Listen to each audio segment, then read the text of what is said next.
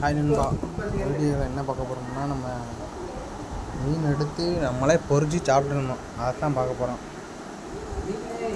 நம்மளே நறுக்கி எல்லாத்தையும் க்ளீன் பண்ணி வச்சாச்சு. மஞ்சள், உப்பு போட்டு நல்லா அலசிக்கிட்டு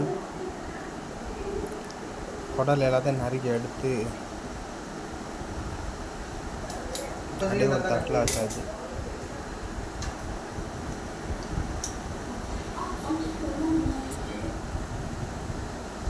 அதுக்கப்புறம் அலசிட்டு மீனை நல்லா க்ளீன் பண்ணி வச்சுட்டு மசால் பொடியை தடவி வச்சு காய வச்சாச்சு.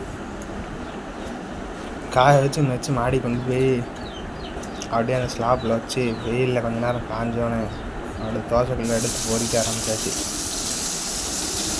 தோசைக்கல்லில் கொஞ்சம் வடச்சட்டியில் கொஞ்சம் எண்ணெயை போட்டு பொரிச்சிட்டு அதுக்கப்புறம் மீனை பாருங்கள் எவ்வளோ அப்படியே மணக்க ஆரம்பிச்சிச்சு.